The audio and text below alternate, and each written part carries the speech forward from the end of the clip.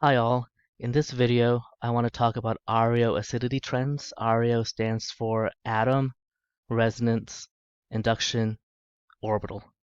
And it's a way to determine which molecule is more acidic, or it's a way to determine which functional group on a molecule is most acidic. But really what you're doing is you're analyzing the stability of the conjugate base of those acidic functionalities. Let me show you what I'm talking about. We're going to start from the beginning with atom. And actually, let me write down again what this stands for. Uh, Atom, though, there are two things we have to consider. We have to consider the atom's electronegativity for one trend. And in another trend, we may have to analyze the atom's size. Next is resonance, induction, orbital. Okay, we're going to call these trends. And trend number 1, we're going to look at electronegativity and how to use that to order several different acids. Atoms, electronegativity.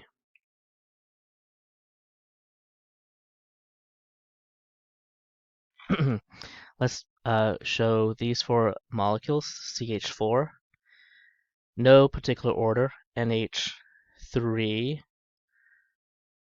actually they might be in order. Let me put them out of order, HF and H2O. Okay, these are your acids, and maybe the problem is order these from most acidic to least acidic. Most acidic to least acidic. Well, you want to analyze, even before looking at any electronegativity, you want to analyze the conjugate bases. I'm going to draw the reactions vertically. And when methane loses a hydrogen, it becomes CH3 minus, NH2 minus, F minus, OH minus. Okay, don't worry. Maybe for the next trend, I'll give you a chance to test yourself drawing the conjugate bases.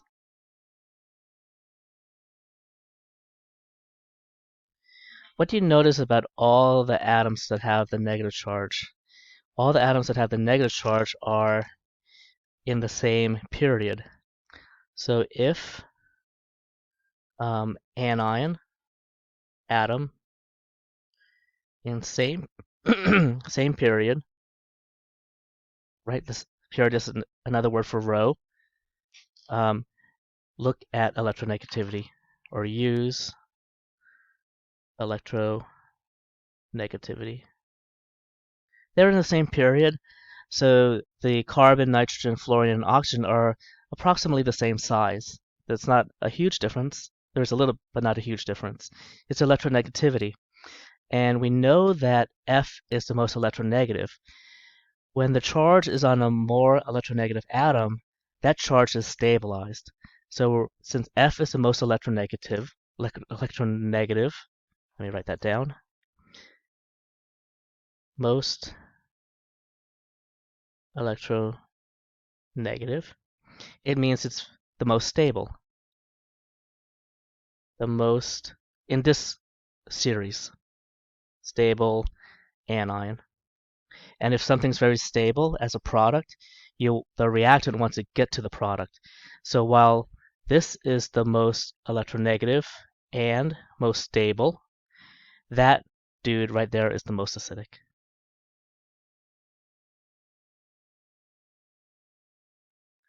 Look at your periodic table. Again, I should have showed you this a minute ago. Carbon, nitrogen, oxygen, fluorine. Those are the atoms that have the negative charge. Fluorine is the most electronegative. Oxygen is the second most. Carbon is the least electronegative out of those four. So that anion is not very happy being on carbon. So this is the least stable. Which color do I want to use? Least stable. The least stable anion. Okay, do you see how we're using electronegativity to make these decisions? If that's the least stable anion, methane does not want to lose its hydrogen to become negative. This is the least acidic. Least acidic. Again, we are looking at the conjugate basis, the stability, to determine the acidity of the acids it came from. The second most electronegative atom in the series is oxygen. So you would say that this is the second most acidic.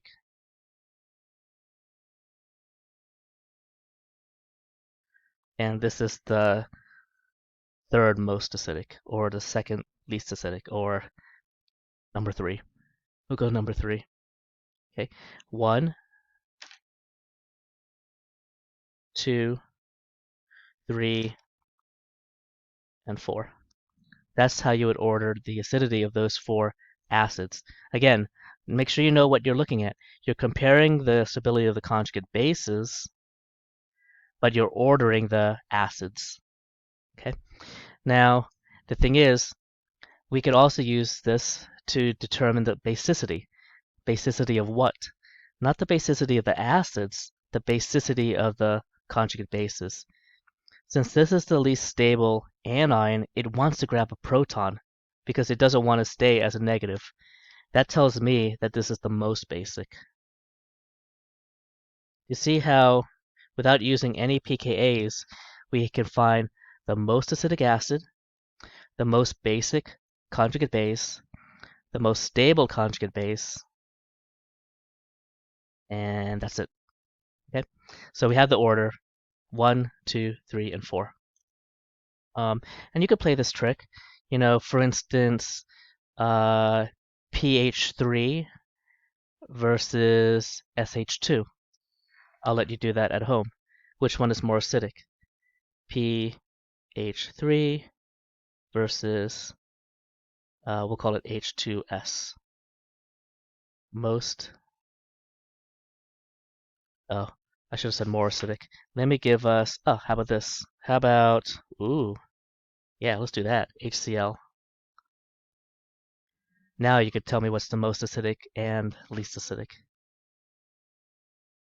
That's because the anions reside on an atom's Cl, P, and S, Cl, P, and S that are within the same period.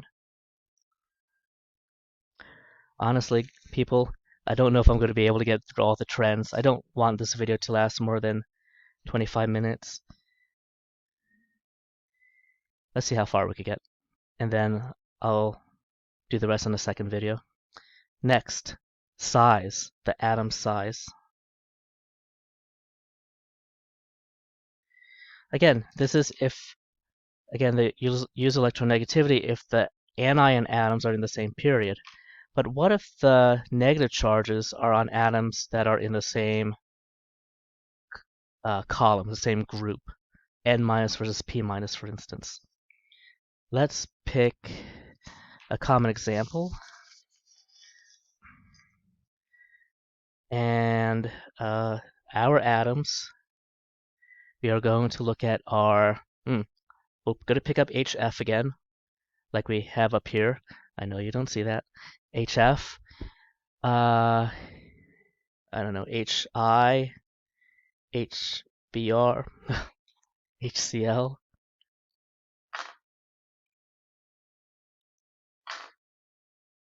and HBr. Order, number, most acidic. Most acidic to least. Okay. Let me just put a reminder here that I asked you to do at home. Okay. Pause the video, write me the conjugate basis, and then unpause the video and check your answers.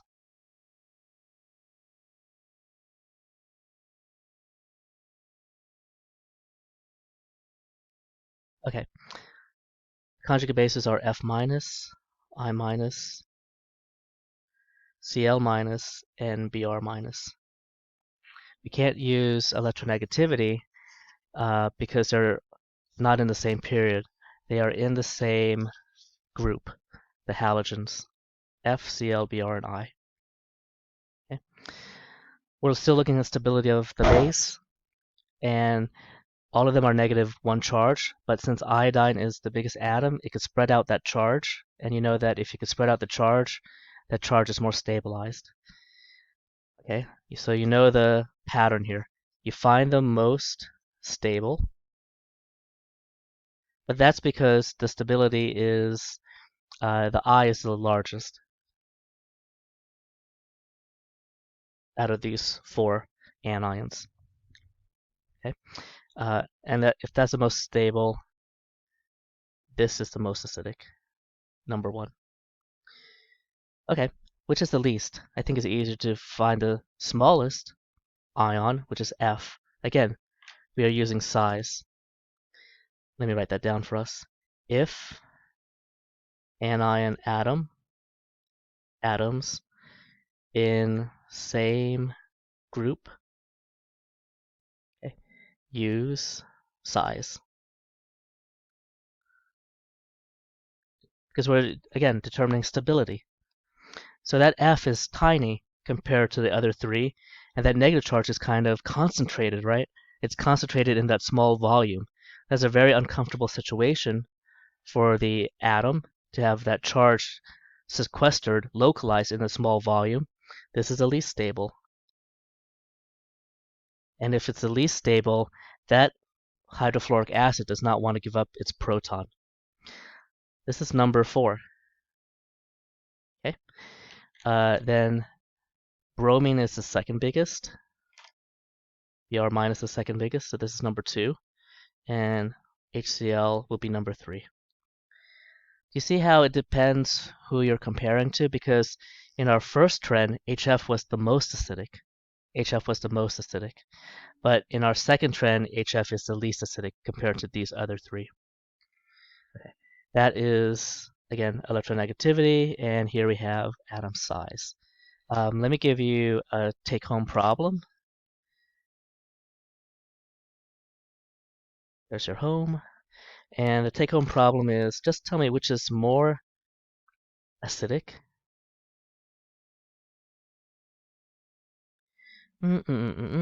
Let's do CH3NH2 versus, oh boy, CH3. I'm not happy with this choice, but pH2. Or just be careful. We have several different hydrogens, but you could play the game. Do you really want, when this is an acid, do you really want nitrogen to be the negatively charged atom, or do you want carbon to be the negatively charged atom? Hydrogens and carbons are very non-acidic. Okay, but you also know that carbon anion is less stable than nitrogen anion. So just within this molecule, we are using ARIO trends to figure out which hydrogen is most acidic. Okay, so you can use these trends not only to compare molecules, you could use these to compare hydrogens within the same molecule. So again, the nitrogen would be the one losing its proton. The phosphorus will be the one losing its proton. Okay, because, well, several things. It's more electronegative than carbon, but it's also bigger. So we're using both electronegativity and size to ask ourselves which atom will lose the hydrogen. Okay, let's do resonance. I definitely have time for, well, resonance can get out of hand because maybe you have a lot of resonance structures, but let me see if I could get through resonance because this is trend number 3. These trends are listed in order of importance. Okay, order of importance. So the atom type, either the electronegativity or the size, is the most important. But what happens if your anions, the atoms that have the anion, are all the same, so all the same element? For instance, if I have an acid, that's nitric acid, HNO3, versus nitrous acid, HNO2. Okay. Do you remember your Gen Chem naming rules?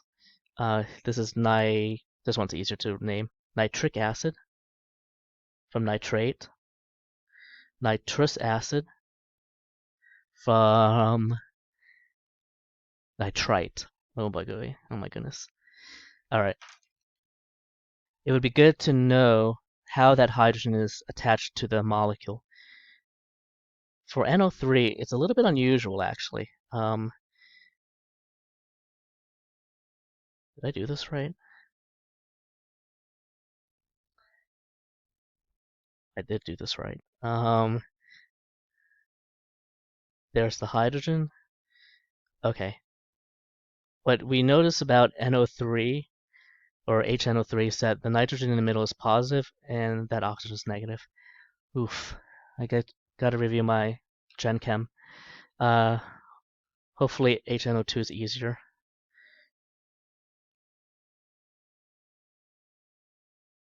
Oh yeah. Okay, so that's neutral.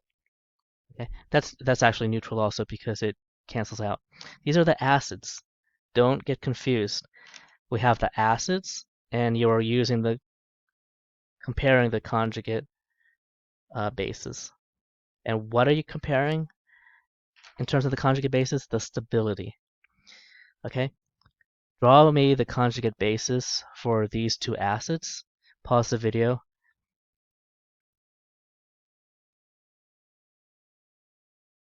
Okay, we're back. The conjugate base for nitric acid looks like this. Yes, I know there are now 3 charges, but that is nitrate. This is how nitrate exists. So nitrate is a net -1. When nitrous acid loses its hydrogen, I really should be saying its proton, we have this. Okay. You notice that the new negative charge, okay, I know we have a negative and plus already, but the new negative charge made by removing the proton is on an oxygen in both cases. Well, what do you do now? Because oxygen and oxygen have the same electronegativity. Oxygen and oxygen have the same size. Well, we look at some other trends, and hopefully resonance can tell us. Remember resonance? We could use mechanism arrows to draw resonance. Now, normally you would draw resonance from left to right. Because I'm doing this side by side, I would have to go up and down. I'm not going to worry about lone pairs. By now, everyone should be an expert at lone pairs. You do have to show charges though. Okay. And then, oh, you know what? I have to show lone pairs because I need to move electrons. And it looks like this oxygen hasn't had the double bond yet. See, I have to draw, for me, I like to draw the electrons that are moving. Literally see them. Okay, am I going off page? Okay.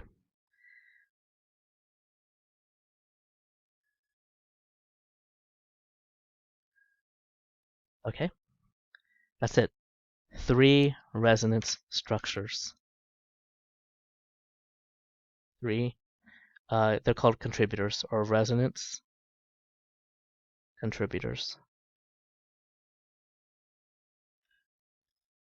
Next, we have this. There really is only one other resonance structure.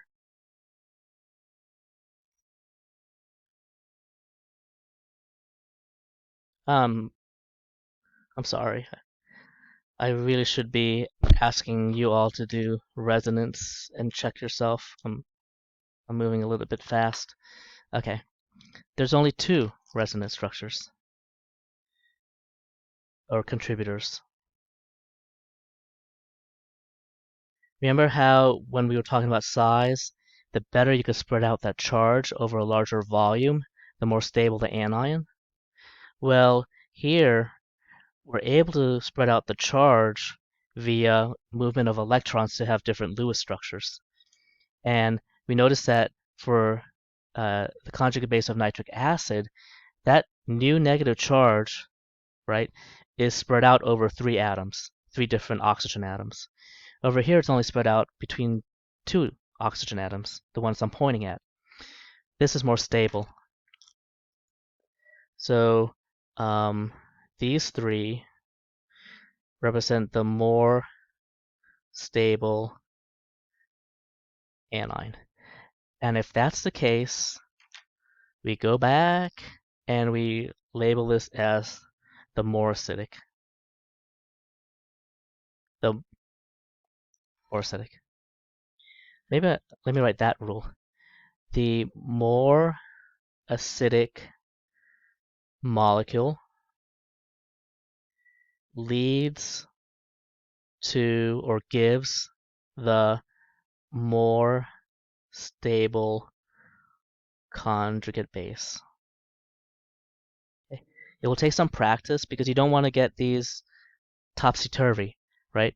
The more acidic acid or the more acidic molecule leads to the more stable conjugate base. Or you could say, that's a horrible way to say it, very strong acids give very stable conjugate bases. I'm not going to write that, I'll just say it. Very acidic molecules give very stable conjugate bases. Very acidic molecules give very stable conjugate bases. You know what? I should have been looking up pKa's just to prove to you that this technique works. For nitric acid, oh, don't forget, the pKa table that you may want to use is either the Evans pKa table, which looks like that, okay, many pages, or this is from UCSB, which has a lot of the inorganic acids, like carbonic acid, that you may not have on the Evans pKa table. But I do know this by heart, and by heart I mean on a piece of paper. This nitric acid has a pKa of negative 1.4. Okay, pKa's can be negative, and nitrous acid has a pKa equal to 3.8. Okay, the more negative the pKa, the more acidic, or you could just say the lower the pKa, and it can go negative. The lower the pKa, the more acidic. Okay. All right, I do want to stop here. Those are the first three trends. Atom, using electronegativity or size, and resonance.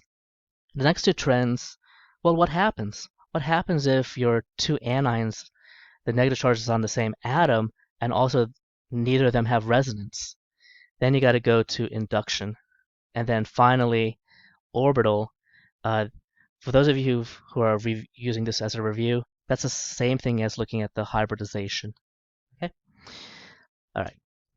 I don't want to rush, and I don't want to make this too long, so I will see everyone in, let's say, video 04J40,